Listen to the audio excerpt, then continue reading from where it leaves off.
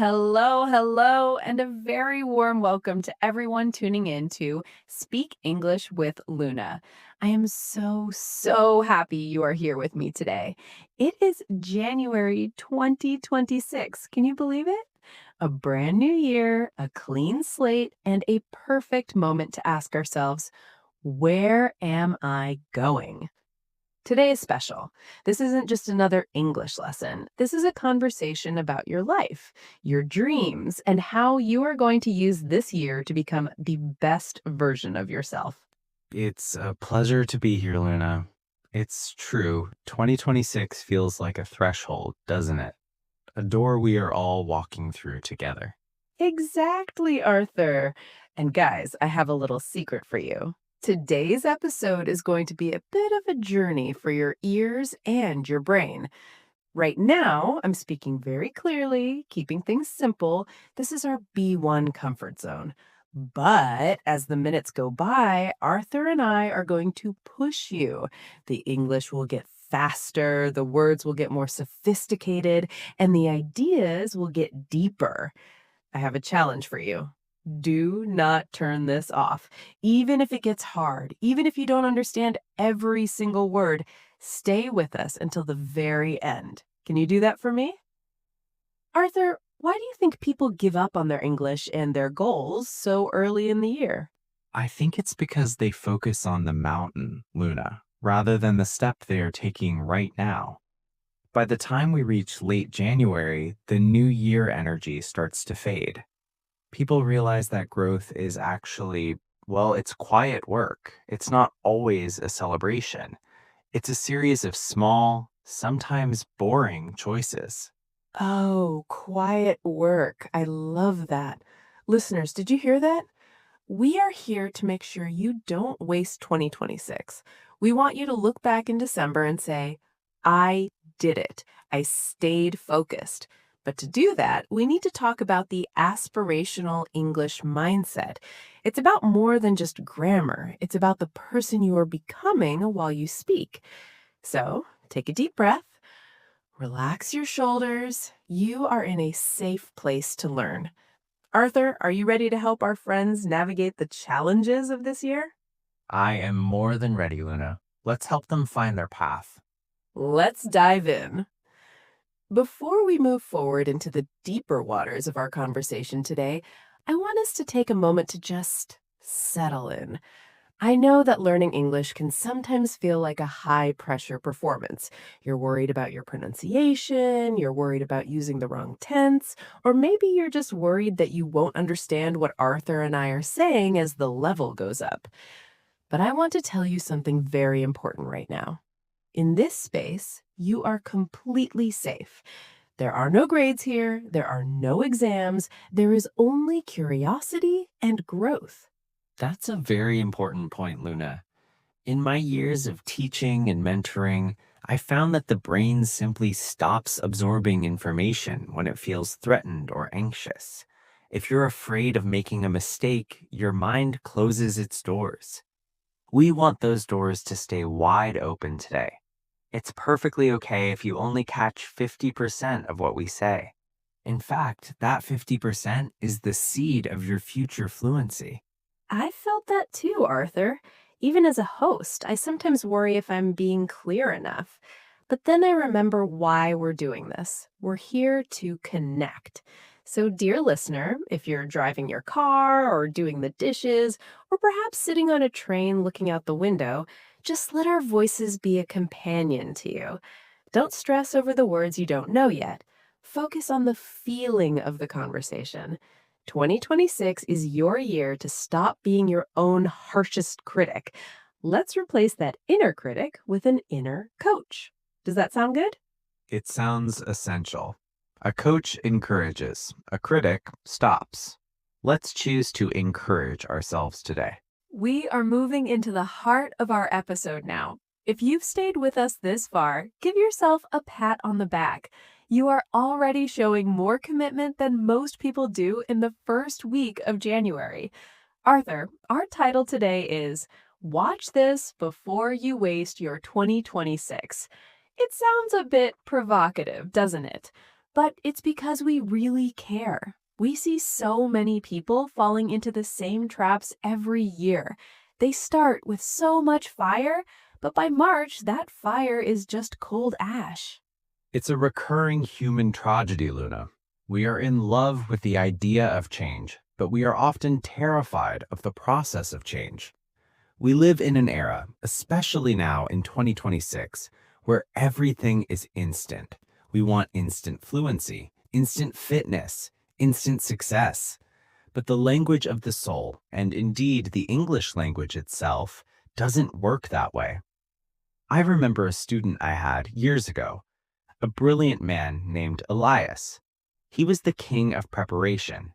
He had the best noise-canceling headphones, every premium app subscription, and a color-coded calendar that was a work of art.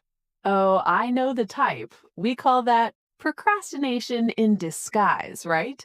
It feels like work, but is it really? Precisely. Elias spent 6 months getting ready to speak. He told me, "Arthur, I'm just waiting until my vocabulary is sophisticated enough so I don't sound like a child." He was paralyzed by analysis. He was so afraid of the messy middle of learning that he stayed at the starting line, polishing his shoes. He wasted an entire year because he refused to be a beginner. By the time he realized his mistake, his motivation had completely evaporated.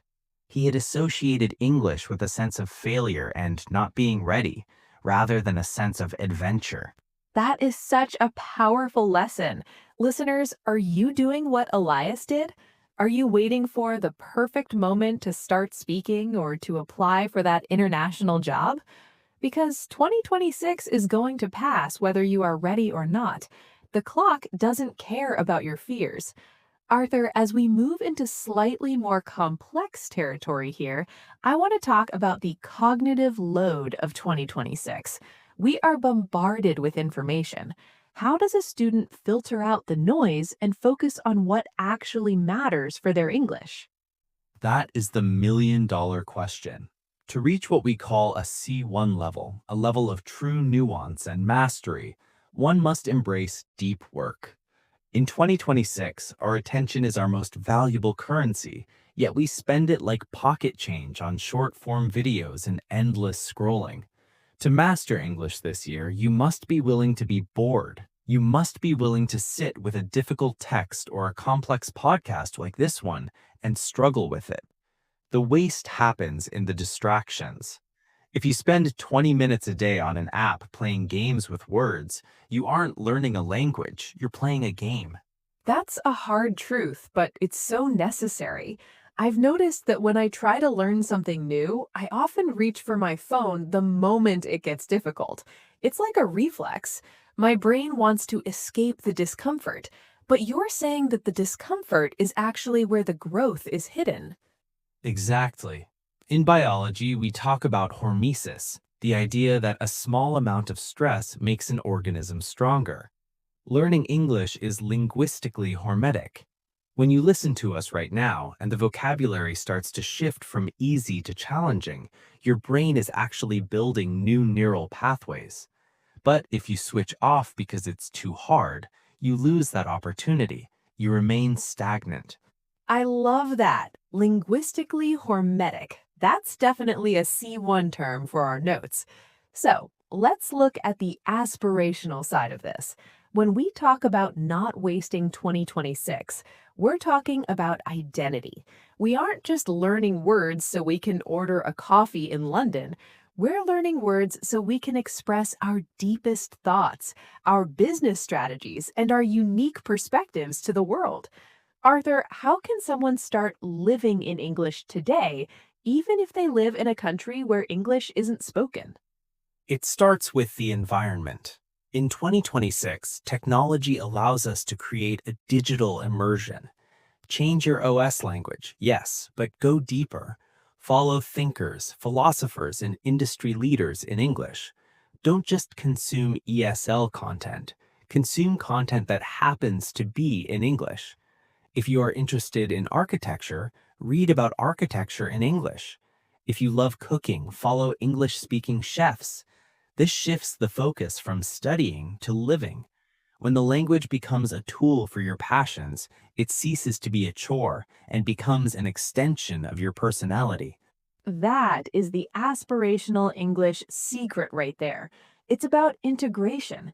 I want everyone listening to think about one thing they love, one hobby, one professional topic, and commit to exploring it only in English for the next 30 days. No excuses. Arthur, before we move to our word tour, do you have one final piece of wisdom for someone who feels like they've already wasted the first few weeks of this year? My dear friend, the best time to plant a tree was 20 years ago. The second best time is today. Do not look back at the weeks you lost with regret. Regret is another form of distraction. It's a heavy weight that prevents you from moving forward. Simply acknowledge it and then turn your gaze to the horizon. 2026 is still mostly unwritten. You hold the pen.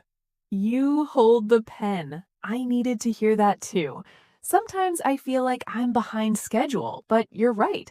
We only ever have the present moment to make a different choice.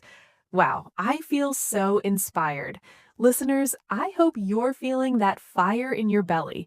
We are about to move into our word tour to give you some high level tools to help you write those next chapters of your year.